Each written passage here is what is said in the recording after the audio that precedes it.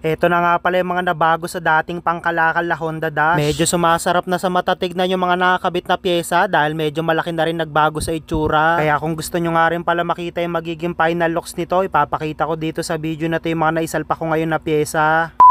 Dahil matagal na rin na pending tong nabili natin na nakatambak lang dati na Honda Dash, itutuloy ko na nga pala yung pagpapapogi natin dito. Kung napanood nyo nga pala yung pinakahuling video natin dito, nagka-problema kasi tayo sa rear shock. Kaya ngayong nandito na nga pala yung bagong gagamitin natin, isasalpak na rin natin to, kaya tatanggalin ko na yung lumang nakakabit. Kaya pagkatanggal nga pala natin sa packaging, bahagya ko munang tinespit kung sakto lang. Medyo nag-lowered nga pala tayo ng very light para kahit papano medyo umangas ng tignan, yung tipong hindi naman tayo mamumroblema. Kaya nang naikabit na nga rin pala natin sa taas, idinugtong ko na nga rin pala dito sa baba. White bolts pa rin yung ginamit natin para iwas kalawangin. Isunod ko na nga rin pala dito sa may bandang kaliwa, yung lumang shock pa rin kasi nakasalpak dito para lang maitayo natin ng mga nakaraang video. Ang sarap talaga tignan sa mata, lalo na kung puro bago yung pyesa na ikakabit mo. Habang wala pa tayong kadenang isasalpak dito, hinigpitan ko muna yung bolt nitong shock. Kakabit na nga rin pala tayo ng bagong ignition key at anti-tape nga rin pala isasalpak natin dito, kagaya lang din sa stock. Wala namang special dito sa mga pinagagawa natin ngayong araw, pero para makita nyo rin kung paano yung mga pinagdaanan nito ni Project Dashi, papakita ko sa inyo lahat. Kaya kinuha ko na nga pala tong pinakaunang kaha na isasalpak natin dito kay Project Dashi, itong rear fender. Dahil pares original inner at outer na kaha yung isasalpak natin dito, kaya paniguradong napakaswabe ng magiging fittings. Pero bago nga pala natin to ikakabit dun sa likuran, kailangan muna palang mailagay itong laktang U-box. Bali yung susian nga muna pala yung pinakaunang sinalpak natin, tapos merong pinaka-stopper dyan, tapos lock clip naman dito sa pinakadulo. Hindi nga pala pwede nawala yung dalawa na yan dahil paniguradong kakalog yan, lalo na kapag kinabit yung susi. May 4 na body clip na nga rin pala tayo nilagay dito para hindi tayo mahirapan sa pagsasalpak, lalo na kapag pinwesto na natin to sa likod. Pinasok ko lang sa butas na bakal tong kaha, tapos ikinabit ko na rin tong bolt. Bali yung plano ko nga palang gawin dito kay Project Dashi, kapag katapos natin buuin, i-out ko rin pero mas mababa sa nagastos natin. Para naman sa mga walang ganong kalakihan na ipon, kahit papano ma-afford nilang ampunin to si Project Dashi. Kinuha ko na nga rin pala tong handlebar para hindi tayo mahirapan maglabas-pasok dito kay Dashi. Bali halos lahat nga pala ng stock na metal parts nito pinapowder coat natin para paniguradong pang matagalan na nagamit. Kinabit ko na nga rin pala yung lock nitong manubela. Bali meron nga pala yung dalawang collar dito sa magkabilaang side. At para siguradong mahigpit na mahigpit yung pagkakalagay natin, ginamitan ko na ng impact, tapos kinontra ko lang dito sa kabila. Ginawa ko na nga rin pala tong kaha na pinaglalagyan ng gauge. Ito naman yung sunod natin na ikakabit. Nakabili na nga rin pala tayo ng panibagong mga switch. Yung lumang nakakabit kasi rito, mga faded na rin yung kulay, tsaka para mas malinis tignan. Hindi rin naman kasi to ganong kamahalan, kaya sinama na rin natin sa papalitan. Kaya inisa-isa ko na nga pala ipwesto yan dito sa mga salpakan niya para sunod naman natin maikabit yung pinaka-gauge. Yung luma pa rin kasi ikakabit natin dito, pero magpapalit na tayo ng bagong gauge lens, kaya i-unbox muna natin dito sa lagayan niya. Bale orig na Honda pa rin yung ipapalit natin dito. Yung mga replacement kasi na nabibili, napakabilis manilaw. Lalo na sobrang init ng panahon dito sa atin, paniguradong saglit lang yung itatagal nun. Kudos nga rin pala sa binilihan natin nito dahil sa packaging, alam mo talaga na iniingatan nila yung produkto nila. Karamihan ng mga pyesang sinasalpak natin, doon lang natin binili sa Orange app dahil medyo hassle din kasi kung hahanapin mo isa-isa yung mga pyesa nito. Kaya nang natanggal ko na nga pala sa plastic yung gauge, tinanggal ko na nga rin pala yung lumang nakakabit dito. Bali meron nga pala yung clip dito sa magkabilaang side. Bahagya ako lang pinagbubuka hanggat sa mahugot natin yung puro lamat na gauge lens na nakakabit. Tapos kinuha ko na tong bago, tinapat ko lang sa mga ngipin, tapos konting push lang hanggat sa lumapat sa dulo. Kaya kinuha ko na nga pala yung kaha na paglalagyan niya, dito kasi yan nilalagyan ng screw. Kung sakaling magdi-DIY nga pala kayo magpalit ng gauge lens, kapag ihigpitan nyo na dito sa kabitan ng screw, wag nyo lang isasagad ng sobra. Dahil gawa sa malutong na plastic yung pinaka-lens, paniguradong magkakrak yan kapag nasobran sa higpit. Kaya nang maayos na yung pagkakahigpit natin, ipinwesto ko na nga pala yun dito sa handlebar, tapos nilagay ko na rin yung dalawang maliit na screw dito sa side. Marami na rin nagtatanong sa akin kung saan daw ako nabili ng mga ginagamit natin na screw. Bale hindi ko rin kabisado yung mga sukat niya. Pero kapag nabili kasi ako niyan, madalas sinasobrahan ko na para kung sakaling mangailangan ako sa ibang motor, meron pa rin ako magagamit. Kinuha ko na nga rin pala tong gas tank, kasama din to sa pinapowder coat natin nung nakaraan. At syempre white bolts na CNC gear type naman yung isasalpak natin dito para makaiwas ulit tayo sa kalawangin. Halos nagsisimula pa lang tayo ng mga sinasalpak natin na parts nito, pero kahit pa paano medyo malaki na rin talaga nagbago sa itsura. Aminado naman tayo na hindi to ganong kabigatan dahil binuo ko talaga to para ma-afford ng mga followers na walang budget. Magkakatalo na lang talaga sa kalalabasan, lalo na kapag finished product na. Pero paniguradong mas lalabas talaga yung magiging tindi hindi ganito, lalo na kapag sinimulan natin ikabit yung mga kaha, lalo na dito sa may harapan. Pagkatapos ko nga pala ilagay yung U-box, ipinwesto ko na rin tong upuan para kahit papano medyo marami-raming pagbabago sa itsura niya ngayong araw. Kaya sa mga mag-aabang sa magiging resulta nito, abangan nyo yung susunod natin na video. So yun na, mag-update muna tayo ng mga natapos natin gawin para dito ngayon sa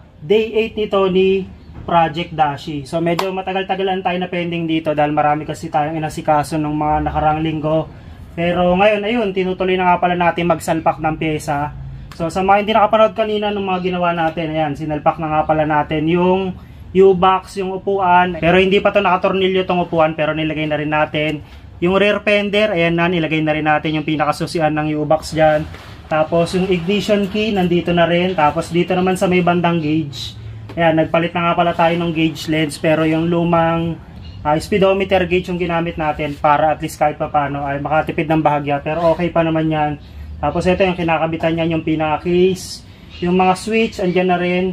Yung front fender, hindi ko pa to na ilalagay kasi yung bracket natin dito, dinidiskartehan ko pa kung paano natin ilalagay kasi nag-aftermarket tayo na shock, lalo na pang wave to. Yung original kasi nito ay dun talaga sa shock nakalagay. So yun, pansamantala dito muna nagtatapos tong video natin dahil marami-rami pa naman tayong pyesang isasalpak dito. Abangan nyo yung ibang gagawin natin dito, right? So yun, ang good news naman dito, kahit na wala na tayong pamana sa lahat na magre-register tsaka sa magda-download dito sa ipapakita ko sa inyong laro, bibigyan ko kayo ng 5K discount, kaya huwag nyo na sayangin, sayang yun. So ito nga pala yung PH Lago, dito kayo dapat mag-reg. Tapos gagawa kayo ng account para kung sakaling gusto nyo bilhin to si Project Dashi, matik yan, less 5 na yan. So yun nga, kung bago lang kayo dito, matik, gagawa kayo ng account, pindutin mo lang tong register. Lagay mo lang yung gusto mong username, password, tsaka confirm password. Pag okay na lahat yan, pindutin mo na tong register. Pwede rito pa barya-barya, pwede piso, 2, 3, 5 hanggang 1 kyaw. Dahil malaki na naman yung pondo natin, nasa 900 kyaw na, mag-bet tayo ng 1K tapos mag-auto spin na lang tayo para mabilisan na. 100, so ganyan talaga dahil laro nga to, paswertihan lang. Mag-aantay lang mo bra, yun may 700 kanina. Tapos ayan na 3 kyaw, so ganyan lang basic. Sinabayan pa ng scatter, check natin kung magkano abutin itong 10 free spin natin. Ayun, 6-4, tiyagum, 16-6, 3-7 naman ngayon. Ayan na, 48 kyaw. Ayun, 1-8, 15 kyaw. So ganyan lang basic, di ba? Check natin kung magkano abutin ng pondo natin kanina. Ayan, so ilang segundo lang tayo naglaro. Ito na nga pala yung makukubra natin, umabot ng 94 kyaw.